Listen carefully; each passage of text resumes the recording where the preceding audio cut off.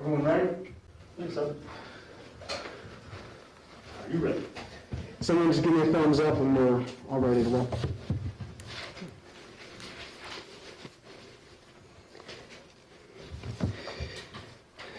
Good morning, and thank you for joining us for another Wednesday press conference. I'm Steve Fishback with the Charlotte-Mecklenburg Police Department Public Information Office. And again this week, it's great to see our media partners in person again. And as we continue to talk about the CMPD's commitment to crime management, we're going to speak about an issue in the community that may unexpectedly be leading towards some of our violent crime taking place. And as those of us in the room and you at home watching leave to go into our next destination, we get in our cars, start off down the road, and perhaps we get tailgated or see an erratic driver.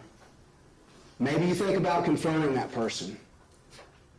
Maybe that verbal disagreement leads to more. Here to speak with us this morning about road rage and how that is contributing to some of our violent crime in the community is Lieutenant Chris Roy of the University City Division. Lieutenant?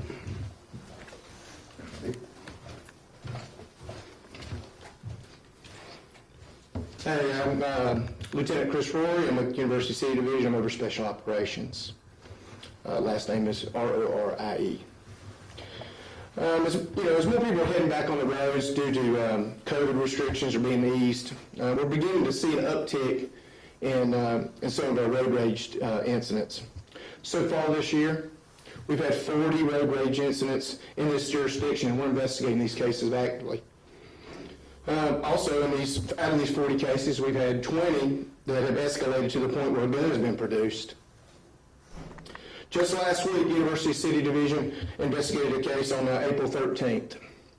And it was something that started out as a minor traffic violation or a traffic accident.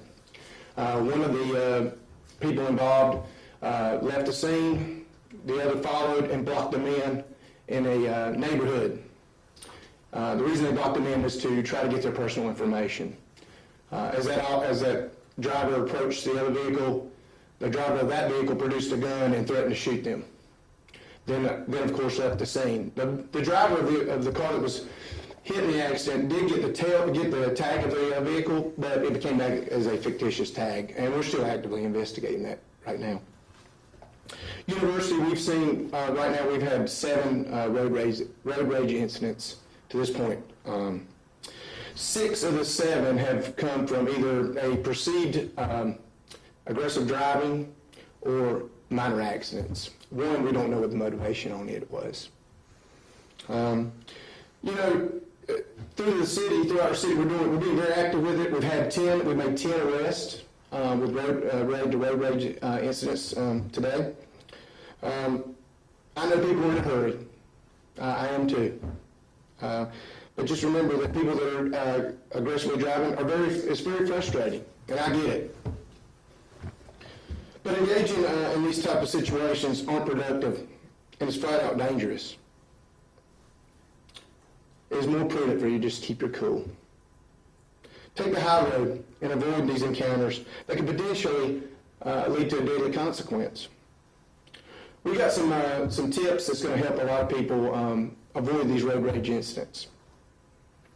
One, let's give our drivers a break. Let's use humanity and know that we don't know what's going on in that person's life at that time. So let's give everybody a break. If someone is driving slowly, keep in mind they may not know where they're going. They may be lost. Using hand gestures wisely. Let's keep it positive. You may wave somebody in that's letting you merge into traffic, or we can always give the North Carolina hello with a 2-finger when I grew up here as a child. Don't tailgate. Let's lay off our horns, please. Don't confront another driver. Again, let's take the high road. If a person makes an obscene gesture to you, don't respond. Give an aggressive driver space. Let them get well ahead of you or change lanes. Don't give anyone a reason to be angry. And finally, report it immediately. Give us the color of the car, give us the make of the car, and possibly get the tag. Call 911. Give us the opportunity to respond and manage this situation safely. Now, if there's any questions regarding road rage, I'd be glad to take them. Now, Lieutenant, I guess, it's not often a straight line between what happens, on the road and then the violent crime, but there's, you say 20 cases involving guns, that's a lot. Yes, I agree. And again, and I'm only speaking for University City Division, ours have been, had some gun produced on minor violations. You're talking about someone cutting someone off or just a minor fender bender. So we do remember that people make mistakes all the time, and it's just, in these minor cases, especially with minor traffic, it's property damage is not worth your life. There was a case, I think many of us probably got a video of last week, where someone was following down the highway, they got off, and then you could see it was complicated. Is this one of those, is that classic case of road rage, can you tell? Is it a classic case? Is it a case of road rage? It is. That would be a case of road rage. I mean, we've seen that in the past. We've also seen. I know that we've made some arrests on those as well. And a lot of times in those kind of particular cases, our charges are going to be, from ADW to communicating threats. ADW being assault with deadly weapon.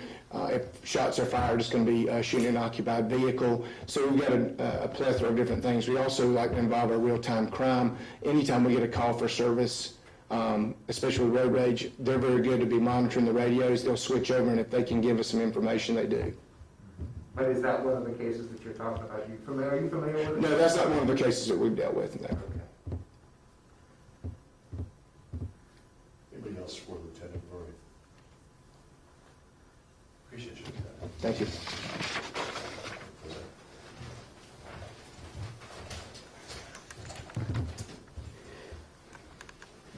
All right, thank you for joining us this morning. To our media partners, we'll be available afterwards to accommodate some of your questions. And as always, feel free to reach out to us with the inbox, and we'll make sure you get what you need. Thank you.